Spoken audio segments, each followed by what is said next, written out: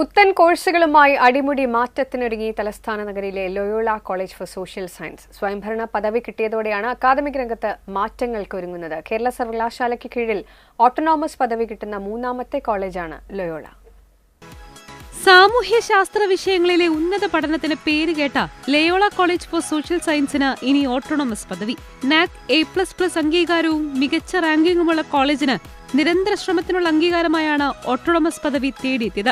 നിലവിൽ PG കോഴ്സുകളും research സംവിധാനങ്ങളുമുള്ള college ഇനി UG കോഴ്സുകൾ അവതരിപ്പിക്കാനുള്ള നീക്കത്തിലാണ്. സമൂഹത്തിനും കുട്ടികൾക്കും ഉപകാരപ്രദമായ ഡിമാൻഡുള്ള കോഴ്സുകൾ സമയത്ത് തുടങ്ങുക, അതിൻ്റെ എക്സാമിനേഷൻ സമയത്ത് കണ്ടക്ട് ചെയ്ത് സമയത്ത് പ്രോഗ്രാം അവസാനിപ്പിച്ച് കുട്ടികൾക്ക് നല്ലൊരു റിസൾട്ട് കൊടുത്ത് നല്ലൊരു ക്വാളിറ്റി എഡ്യൂക്കേഷൻ പ്രൊവൈഡ് ചെയ്യുക എന്നുള്ള ഉദ്ദേശമാണ്. പുതുതലമുറ കോഴ്സുകളായിരിക്കും തുടങ്ങുക.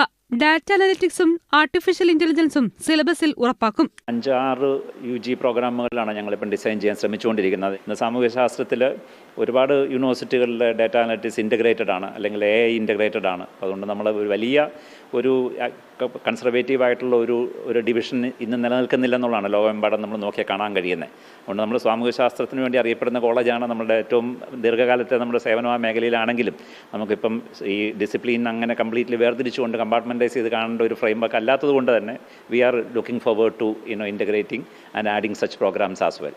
പുതിയ കെട്ടിടവും കോഴ്സുകളുമൊക്കെയായി അടുത്ത അക്കാദമിക് വർഷം മുതൽ അടിമുടി മാറ്റത്തിനൊരുങ്ങുകയാണ് 61 വർഷം പഴക്കമുള്ള ലോയോള കോളേജ്. ജെസ്യൂട്ട് എഡ്യൂക്കേഷന് കീഴിലെ കോളേജിന്റെ സഹോദര സ്ഥാപനമാണ് ചെന്നൈ ലോയോള കോളേജ്. മാർ ഇവാനുവേസും കൊല്ലം ഫാത്തിമ കോളേജുമാണ് ഇതിനു മുൻപ് കേരള സർവകലാശാലയിൽ സ്വയംഭരണ പദവി കിട്ടിയ സ്ഥാപനങ്ങൾ.